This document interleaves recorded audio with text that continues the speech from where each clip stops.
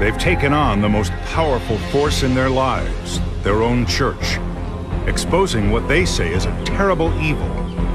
I didn't know any better. I just remember the hurt. Child molestation. As the Catholic Church struggles with the pedophile priest scandal, another church faces its own ugly allegations. He's a sexual predator. When he goes door to door, he has a craving for young juvenile girls. And how is this church responding? We certainly never tell them not to report a case of child molestation. But some victims who do go to the police tell John Larson they are shunned, even threatened with expulsion. He raped me, and he's being loved. They were robbed of their childhoods. Now they want justice. Will they find it? Good evening. At some point, it may stop being news each time another person comes forward to say they were sexually abused as a child by a trusted religious figure. But not yet. Though tonight, it's not priests under fire. In fact, our story began long before the Catholic Church scandal broke last January. The scenario of alleged abuse is much the same, but the consequences of coming forward for people whose faith was the center of their lives would be harsh and profound. Here's John Larson.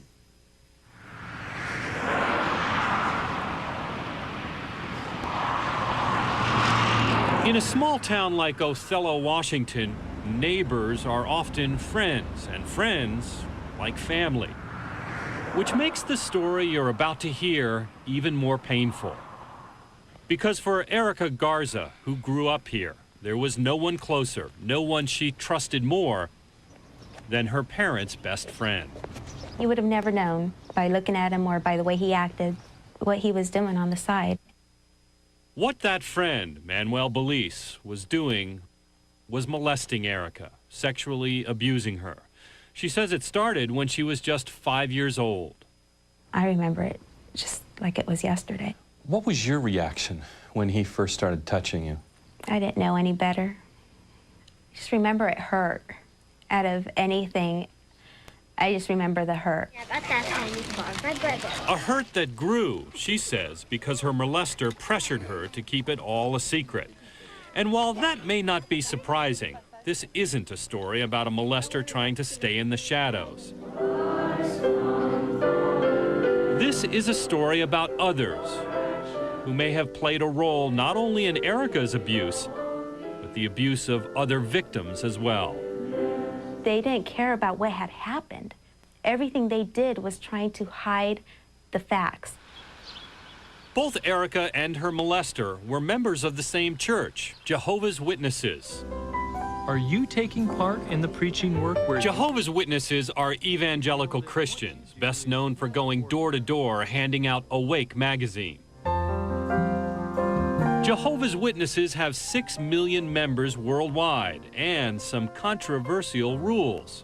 So Jehovah obviously... No birthdays or Christmas, no blood transfusions, no military service, no saluting the flag. Jesus commanded his followers... All of which separates them, sometimes even isolates them from mainstream America. In fact, in the world of Jehovah's Witnesses, anyone outside the church, most of you watching tonight, are considered part of Satan's world, a world which, as depicted in the church's literature, will be destroyed by God. True Jehovah's Witnesses, those who closely follow the church's rules, will survive to live forever on a perfect earth. But now there are accusations that the church, run out of its headquarters in New York called the Watchtower Society, is covering up cases of child molestation, protecting molesters, and keeping secrets that put children at risk. Consider what happened to Erica Garza. By the time she was 16, Erica's family had moved away from Othello to a new home and new Kingdom Hall in California, where one day she found the courage to tell her family her terrible secret. And what did her father, Reuben Garza, do? Report it to the police? No, never mentioned report it to the police. Take care of it in the congregation. Reuben Garza, who was one of the church's lay ministers or elders, says that's precisely what Jehovah's Witness leaders had taught him. And so instead of going to the police, he and his wife Alejandra called the elders back in Othello. But let me say the obvious. I mean, your daughter had been raped. Didn't you think, I gotta go to the cops? That was my first reaction. But as a witness, first you gotta go to the elders when you have a problem. But the elders didn't go to the police either. Why? Well, legally, they didn't have to. Only 16 states require clergy members to report any and all suspected child abuse, and Washington state is not one of them. Instead, church elders opened their own internal investigation. It's one of the things that sets Jehovah's Witnesses apart from most other religious groups. The church has its own judicial system. Whenever a church member is accused of doing something wrong, whether it's breaking a church rule like smoking, committing a sin like adultery, or even committing a crime like rape, the local church appoints a special committee of elders to investigate the charge. Now, if the accused is found guilty, they can be reprimanded or, in worst cases, kicked out of the church, disfellowshipped, potentially cut off from their friends and family, losing their chance, they believe, at everlasting life. For a Jehovah's Witness, there can be no greater punishment. You did your best, baby. Erica Garza expected her molester would, at the very least, be disfellowshipped. But after 5 months of waiting for the church in Othello to act, she got angry and did the unthinkable. So I called my elders and I said, look, I'm taking it to the police. What did they say? Don't, or else. Or else what? That's what I said. I said, or else what? And he said, just don't. I said, what, I'll be disfellowshipped? If I take it to the police, is that what's gonna happen to me? And he said, yes, you will be disfellowshipped. And I was just like, what? You're gonna disfellowship me for being raped, yet the guy who raped me is still a Jehovah's Witness? And they said, don't take it to the police. You will be condemned by God. It was October 1996, and Erica says she finally decided whatever the penalty, she had to go to the police. Following an investigation, Manuel Belize was charged with molestation and rape. And the church? Erica says her California Kingdom Hall not only shunned her, but shunned her family as well. What happened? Was removed as an elder. So they kicked you out? Yes, they did. Erica felt abused, abandoned by her church, and alone. But what she couldn't have known was that it would be 4 more years before another Jehovah's Witness. This time, an elder 2,000 miles away would take a special interest in Erica's case. The elder had uncovered evidence, he says, that there were many more victims like Erica within witness kingdom halls. And now he, too, was about to break with the church and go outside into what witnesses believe is the realm of Satan, the outside world, to expose the church's secrets. You talking to me right now, it's like you're talking to Satan. That's correct. I'm attacking God, is what they've said about me. In the view of the church, sitting down with us right now. Yes. Bill Bowen is a candle maker in Kentucky and a lifelong Jehovah's Witness. It all began, he says, about 2 years ago when he was filing confidential church records at the local Kingdom Hall and stumbled on this letter. It described an admission dating back to the 1980s, a molestation case that he says the church had swept under the rug. About how old was this child that was involved in this case? As I reviewed the material, it appeared to me she was about 11 years of age. And the admitted molester? A man Bowen knew well, a fellow elder who got only a slap on the wrist from the church and was never reported to police. Outraged, Bowen put a message on the internet to see if there were other similar cases. The response, he says, was an avalanche of pain and frustration. These were all Jehovah's Witnesses that had been molested and silenced within the church. Bill Bowen is not saying Jehovah's Witnesses have more molesters than any other religious group. The problem, he says, is how the church handles the cases that come to its attention. Like the case of Daniel Fitzwater, a Jehovah's Witness elder in Nevada. Bowen discovered that according to the church's own internal records, church officials knew of 17 girls who had accused Fitzwater of molesting them. But police say the church never passed that information on to them. Bowen also learned that in New Hampshire, Paul Berry beat and sexually tortured his stepdaughter Holly Brewer from the time she was 4. But Holly's mother says that when she complained to church elders that Barry was beating Holly and her other kids, the elders told her to be a better wife and to pray more. She also says they never informed police as required by state law. The church denies that, saying she never told them of the abuse. Holly later ran away from home and says she disfigured herself with tattoos and piercings in response to the abuse. It started out by me internalizing the pain. It really did. It started by me, I want to mess myself up. I want to make myself look as ugly as I can. I don't want any guys to hit on me. I don't want to be attractive to people. Both Paul Barry in New Hampshire and Daniel Fitzwater in Nevada ultimately were convicted of sexual crimes and are now in prison. But Bill Bowen says many others in the church accused of sexual abuse have never been reported to police. It's a claim he says he's heard, though not verified, from several hundred current and former church members. His conclusion? Disturbing, to say the least. It's a pedophile paradise within the organization. I believe that. What's the danger that you've been consumed by this to the point that you've blown it all out of proportion? I mean, pedophile paradise? Come on. I believe it with all my heart. There is a massive problem in the organization. But Bill Bowen is just one man in one congregation in Kentucky. This woman, Barbara Anderson, worked for a decade inside Jehovah's Witness headquarters.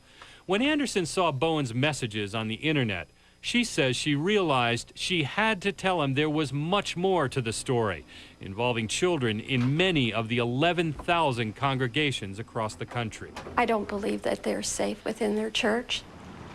Anderson was a researcher at the Watchtower Society in the early 1990s, when a senior official there asked her to look into the church's handling of sexual abuse cases.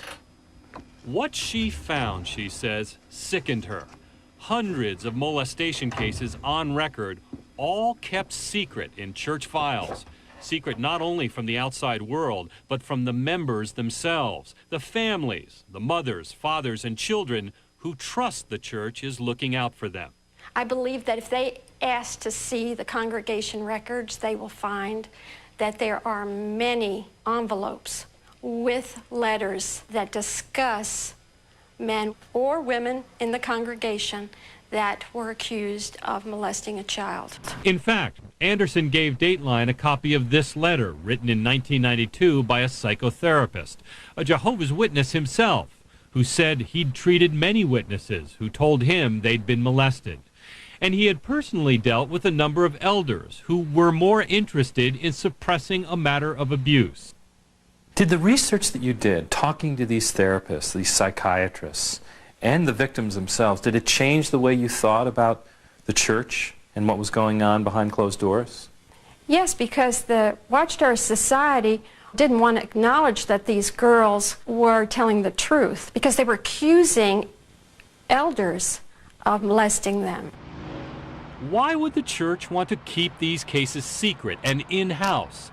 Anderson agrees that part of the problem is the church's distrust of the outside world, but she says it's not that simple. Anderson says when church elders investigate crimes like child molestation, they follow instructions that may prevent them from taking action. Ancient instructions taken from the Bible itself. They basically use a scripture in 1 Timothy 5:19 that states you're not to make an accusation against an older man unless there are 2 or 3 witnesses. What are the odds that there are going to be 2 or 3 witnesses to an older man molesting an 8-year-old girl? No molester is going to have any witnesses, that's for sure. The sum in total of their investigation will be going to a pedophile and say, did you do it? Nope. Well, okay, guess we better go on then. Sorry we bothered you. Did he ask you any questions? Bill Bowen says if you want to get an idea of how the church sweeps cases under the rug, good afternoon, Watchtower. Just listen to part of a conversation Bowen recorded a little over a year ago with an official in the Jehovah's Witness legal department. Good afternoon, legal department. Bowen calls seeking advice on how to handle a suspected molestation case involving a young girl and her father. Instead of being told to report it to the police, Bowen is told to confront the suspected abuser. You just ask him again, now, is there anything to this? If he says no, then I would walk away from it. Yep. leave it for Jehovah. He'll bring it out. Yeah. But don't get yourself in a jam. Again, there was no insistence that this matter be brought to the authorities in the outside world. Bowen says he was so upset by the whole case, he resigned as a church elder and vowed to help abuse victims. He didn't know that halfway across the country, Erica Garza was feeling the same frustration as she prepared to face her molester in court. Did any of those elders, any of the people in the church, stand up and speak on your behalf? No. Oh, you're welcome. But Erica Garza was about to find out that she wasn't really all alone. She was just 5 years old when she says she was first molested by a respected member of her Jehovah's Witnesses congregation. Now a young woman, Erica Garza, wants justice. She says church leaders threatened to expel her if she went to the police, but she went anyway. And now her alleged attacker is on trial for molestation and rape. Here with the conclusion to our story, John Larson. Erica Garza's accused molester, Manuel Belize, showed up in court with plenty of support. His side was full of Jehovah's Witnesses. People I thought were my friends, but they were there to support him. And on my side was my family.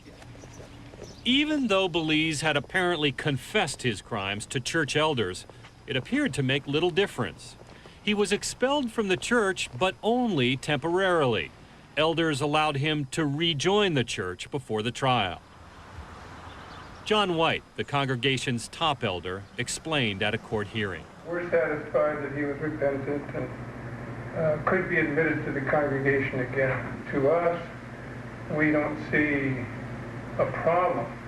White also told the court that when a church member is called before the elders and admits to a crime, they consider it a religious confession, and that just like a priest or rabbi, he and other elders have good reason not to testify about it in court. Jehovah's Witnesses do not want to harbor criminals or dangerous people, but we want the confidentiality, because if that's taken away from us, why should a person ever confess anything? Did anybody say, we understand the pain that this girl has gone through? They said they feel sorry for me.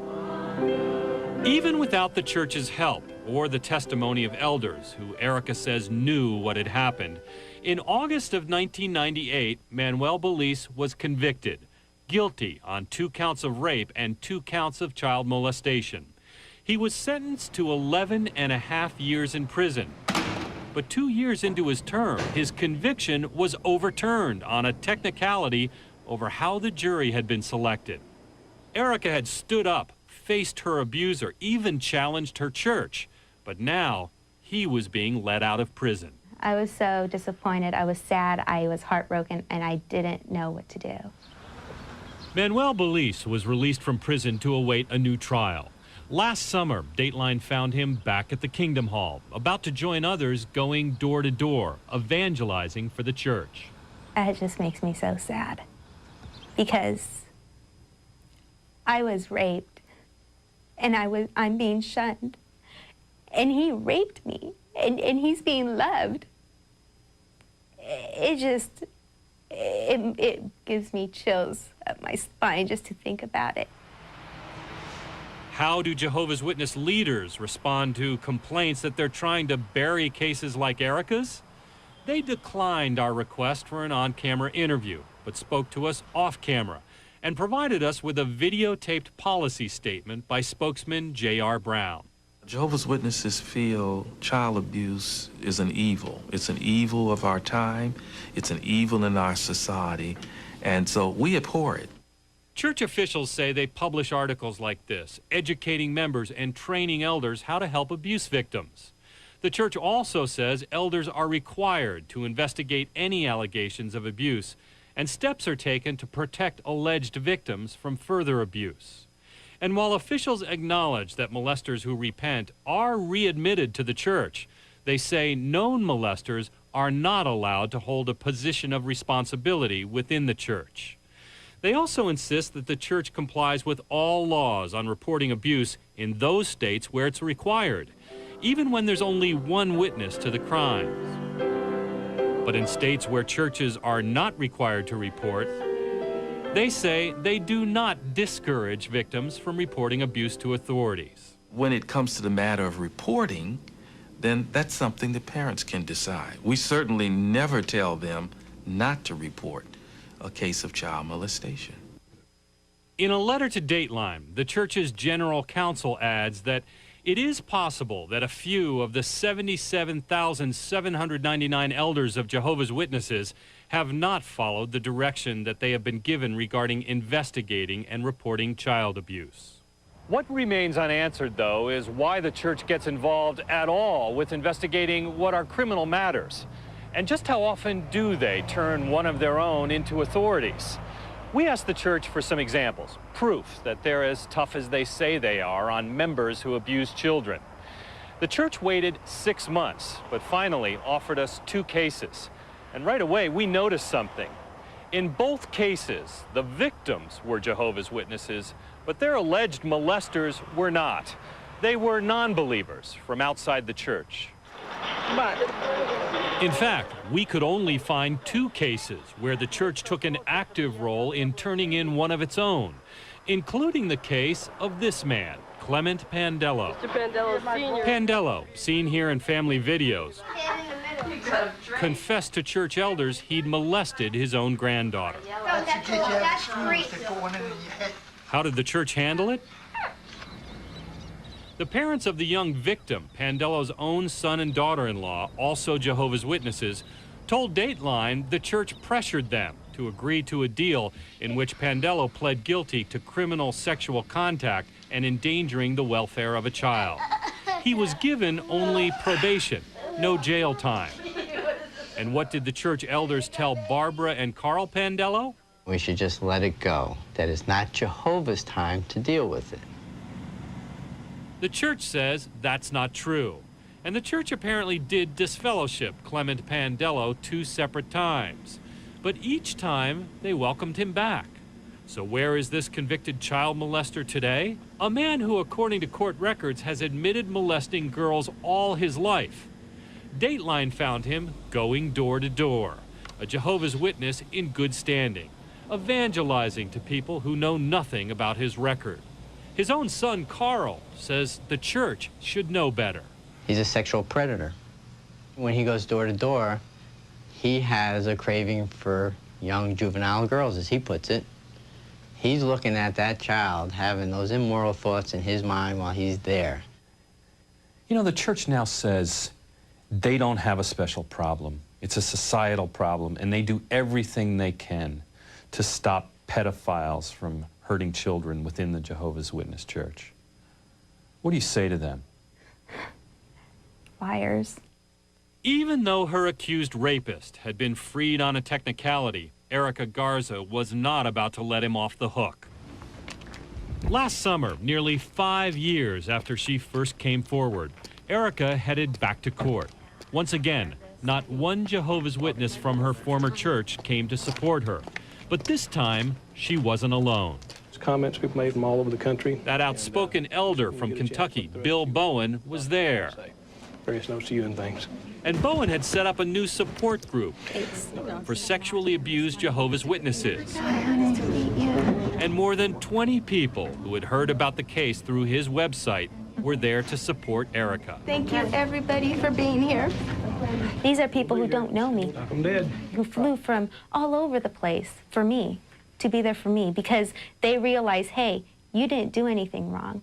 And it was so encouraging to see people there for me, as opposed for him. In court, Manuel Belize took the stand. He denied molesting Erica, but did admit touching her inappropriately. Once again, Belize was found guilty. Guilty, guilty, guilty, guilty. Erica Garza says she has found justice in spite of her church. Oh, I can't believe it. On all 4 counts. Justice, a little bit of justice. You deserve it. Thank you, God. Thank you, Lord. Her molester has been sent to prison for 11.5 years. Thank you for all your help, Bill. You'll sleep well tonight, won't you? Oh, yeah. All Erica wants now, she says, is for the church to change its policy and give molestation victims simple advice.